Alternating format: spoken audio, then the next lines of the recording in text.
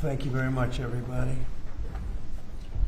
Been a little busy day, right? We had a good morning, and now we're having a good evening, and we're going to a premiere in a little while. But there's nothing more important than what we're doing right now, in my opinion. Today I'm signing a historic executive order to combat the scourge of addiction and substance abuse. Big deal in this country and probably in every country. We're calling it the Great American Recovery Initiative. I'm grateful to be joined by co-chairs of this sweeping new effort, Secretary of Health and Human Services Robert F. Kennedy Jr. and Senior Advisor to the White House Great American Recovery Initiative, Catherine Burgum. Thank you both very much. Thank you, sir. Thank you, sir. Thank you. Where's Bobby? Bobby. Hello, Bobby. Come here. I love Bobby. You're doing a great job, Catherine. All right? Do we think so? Who's doing a better job, him or your husband? Maybe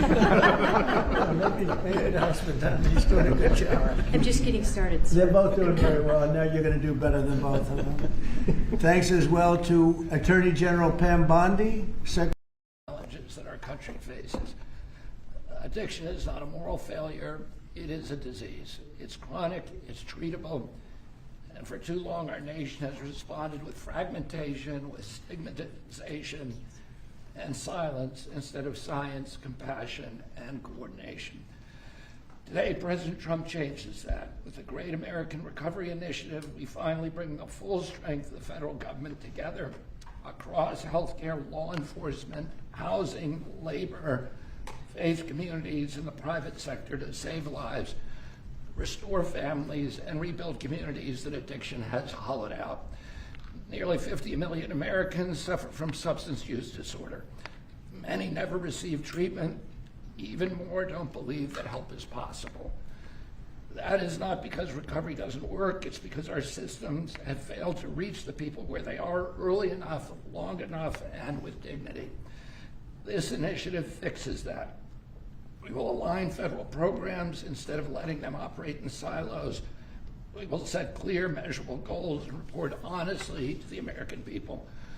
We will use evidence-based care, modern science, and continuous support, just as we do for heart disease, diabetes, and other chronic illnesses.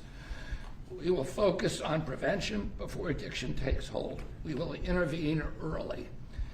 We will expand access to treatment that leads to real long-term recovery. And we will support re-entry because recovery does not end when treatment ends. It succeeds when people return to their families, their jobs, and their communities with purpose and with hope.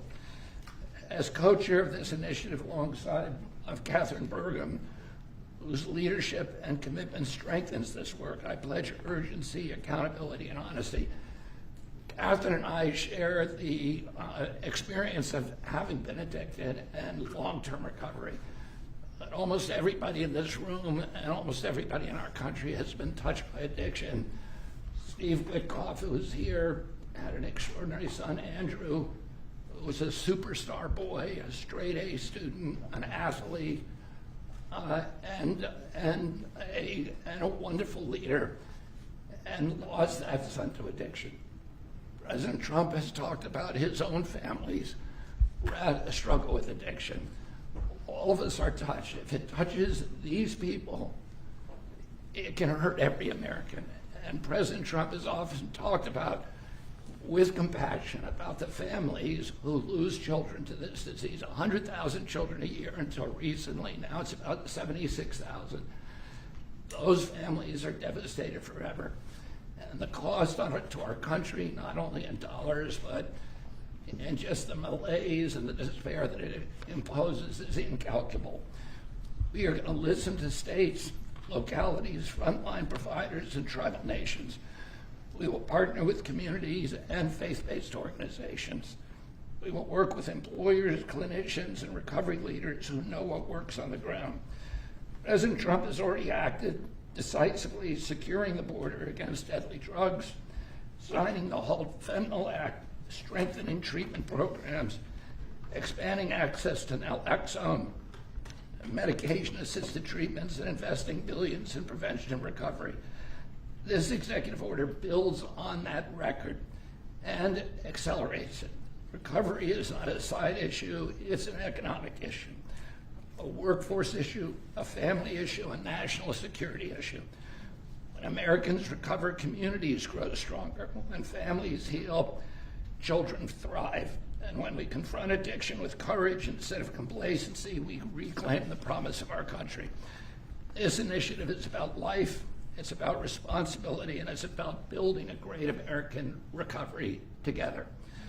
With this executive order and with major announcements that I will announce next week, we are taking decisive action to make America healthy again. Thank you. Thank you, Bobby, and great job. And you're doing a fantastic job. He's doing a fantastic job. And I saw his wife yesterday, and she confirmed that he's doing a fantastic job. So she's on your side. We know that. She's great.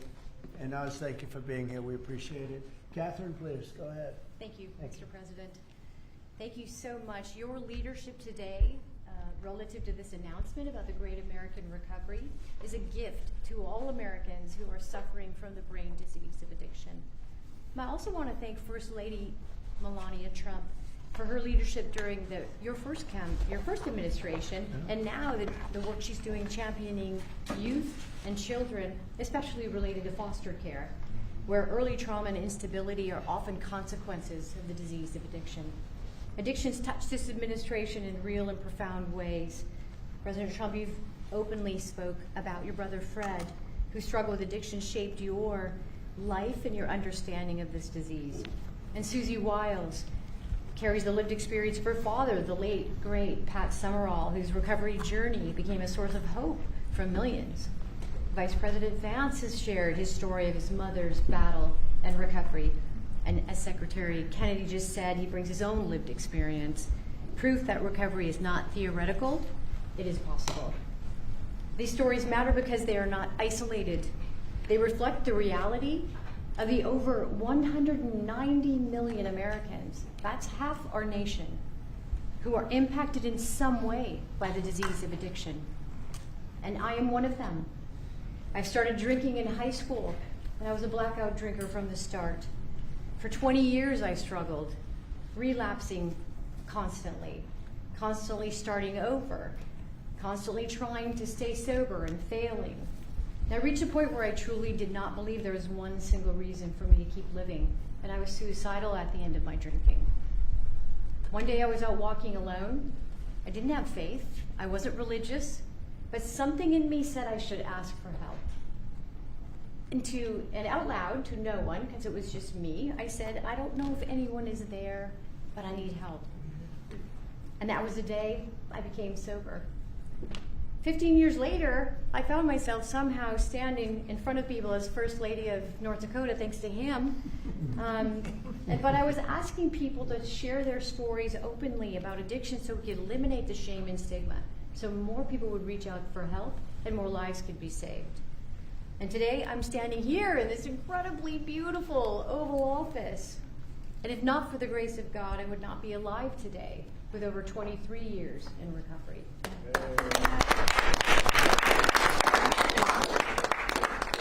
That's why I'm here, and my message is simple: never give up hope for recovery. Mr. President, I also want to thank you for allowing me to stand here with you today. I was in this building in 2017 when the administration announced the national response to the opioid crisis. And nearly a decade later, the crisis remains, and in many ways it has grown worse. Not because we lacked compassion, not because we lack effort, but because we never fully aligned our system with the truth. Addiction is not a moral failure. It is not a character flaw, and it's not simply a behavioral issue. Addiction is a lifelong, chronic, relapsing medical disease as real as diabetes, cancer, and heart disease. And when we fail to treat it as such, we don't treat the disease, and we pay mightily for the consequences. Emergency rooms, jails, foster care, overdose deaths, and broken families. The Great American Recovery changes that. This initiative represents a fundamental shift from reaction to prevention, from fragmentation to coordination, from stigma to science, from short-term fixes to long-term recovery. And for the first time, we're aligning federal leadership across health, justice, labor, housing, veterans, social services, the faith office, and education around one single shared truth. When addiction is treated early and correctly, people recover and families heal.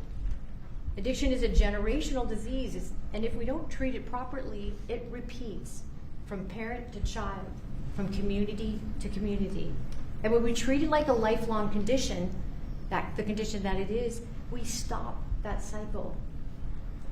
We save lives, we restore families, we rebuild communities, we return people to dignity, purpose, and productivity.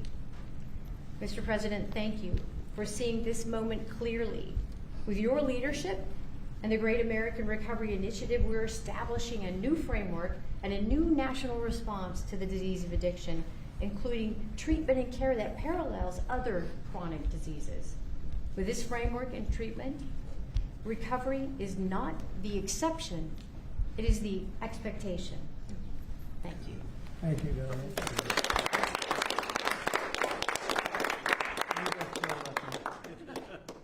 You know, I saw them riding horses in a video, and they said, "Who is that?" I was talking about her, not him. And they explained it. I said, "I'm going to hire him because anybody has somebody like you to be with. It's an amazing tribute, and it's a great couple, amazing couple." And she's very much a part of his big success. He was a fantastic success, as you know, having been one of the most successful business people. And I saw him campaigning, a great governor, two-term governor. He was did a fantastic job, North Dakota, and he's done a great job. And I'll tell you what, Catherine's a very big part of it. I see it. It's just really one of the fantastic couples. So I appreciate it. What a beautiful job you've just done. And I'm going to give this to you, and you can figure out what you're going to do with Bobby. You know. But let's have a good picture of the two of them and everyone else. And I'd like to ask Steve Whitcuff also to say a couple of words when we're finished, because he's a very special person who I knew very well, an incredible person. So if you don't mind, Steve, I'll ask you to do that in just a second. All right? Please, Bob. Okay.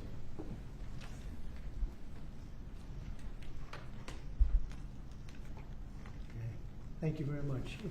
Thank you, sir. Thank you. Good job. Thank you so much. Steve, please. The president is doing the same thing to me now that he did to me in 2017. Do you remember, Catherine? Yeah, we were sitting next to each other. Yeah. Yes. So I want to tell the story about this. So I came to the opioid conference, and the president did not know I was coming because I was invited by the First Lady. And he leaned over, saw me in the aisle, and he looked at me and he said, "Steve," and then he realized why I was there, because I had lost my son Andrew, and the president was an incredible friend when I lost him. I lived in his building at 502 Park Avenue, and I remember when him and the First Lady came, and I talked about this all the time. And so he took my hand, and he said to me, "Come on up to the stage and tell the world about your boy Andrew." And of course, that was something that was really meaningful to me, but and I got through it. And I talk about it all the time. I talked about it on the campaign trail and so forth. He is a very special man. And he's begun and led the fight against opioid addiction and alcoholism. And Catherine, I feel like we sort of bonded from that day. And it's just my blessing to work for you, sir. He's a special guy.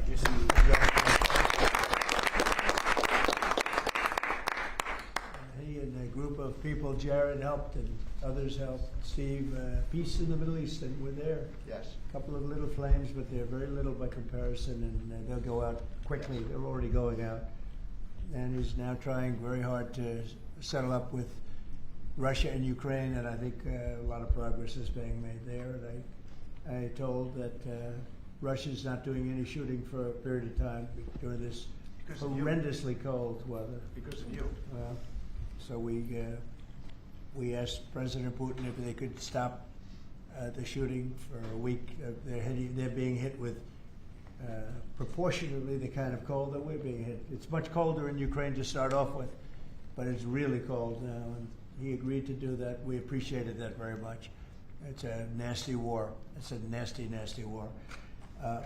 Would anybody else have anything to say? I can say that I am extremely late, but that's okay. Don't worry about me. Would anyone else have anything to say? Doug, you're doing a fantastic job, and we appreciate it. Marty, you are really something special. Everyone's talking about you. Every time, if I don't mention Marty, Bobby always mentions him. So we have a great team. Jay, great.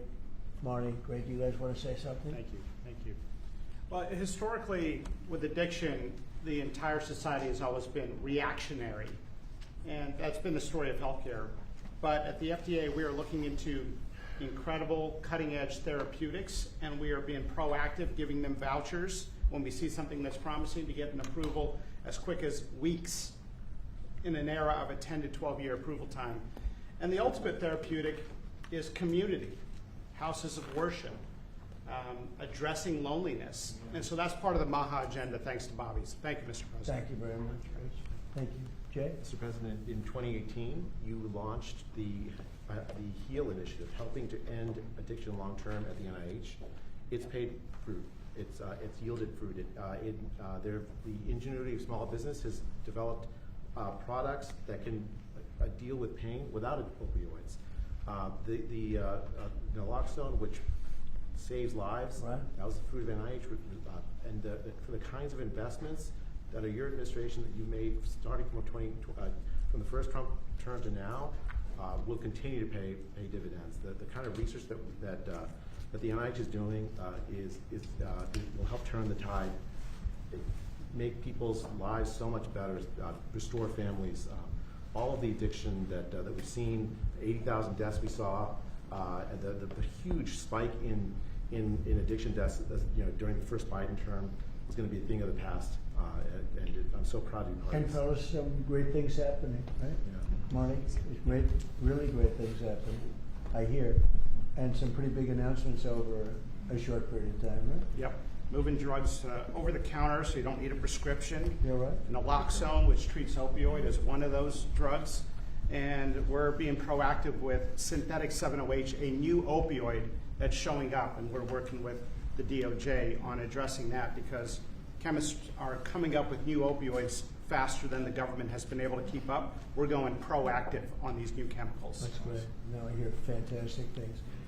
Thank you all very much. We really appreciate it a lot. Thank you, Oz. You're doing a fantastic job. Thank you all very much. I appreciate it. Thank you, please. Thank you. Thank you, everybody. Thank you, Press. Thank you, Press. Thank you, guys. Thank you, Press. Thank you, Press. Thank you, guys. Thank you, guys, for reporting. Thank you, Press. Thank you, Press.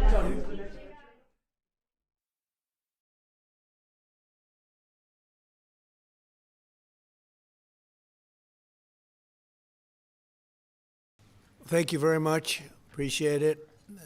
We had a very good conversation 1 hour ago with the European leaders, many of them involving the war with Russia and Ukraine. We had a long discussion, and things are seemingly going well, but we've been saying that for a long time, and it's a difficult one. We had, as you know, settled 8 wars, and one was having a little problem yesterday, Thailand and Cambodia. We were able to straighten that out.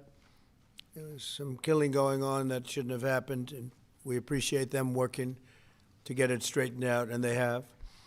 The security protocols yesterday were amazing, and they have been amazing, having to do with Russia and Ukraine. And I had a long talk with President Zelensky. Also, I spoke with the heads of Germany, Italy, NATO, Finland, France, the United Kingdom, Poland, Norway, Denmark, and the Netherlands. We had very long and very good talks. And again, I think things are going along pretty well. 27,000 soldiers were killed last month. It shouldn't happen. It should have never happened, should have never started. That war should have never, ever started. But it did, and we're trying to get it solved. That was Biden's situation. We're trying to get it done. And I think we're closer now, and they will tell you that they're closer now. We had numerous conversations with President Putin of Russia, And I think we're closer now than we have been ever. And we'll see what we can do. We want to save a lot of lives. We sell equipment to NATO. We don't spend any money, but we do want to see if we can save a lot of lives. When you're losing 25,000 to 30,000 soldiers, mostly soldiers, or other people too, from towns, and like places like Kiev, various other places throughout Ukraine, it's pretty bad. Nobody's seen anything like it, actually, since World War II. But we're getting closer. We're having tremendous support from European leaders. They want to get it ended also. And at this moment, Russia wants to get it ended. The problem is they'll want to get it ended, and then all of a sudden they won't. And Ukraine will want to get it ended, and all of a sudden they won't. So we have to get them on the same page.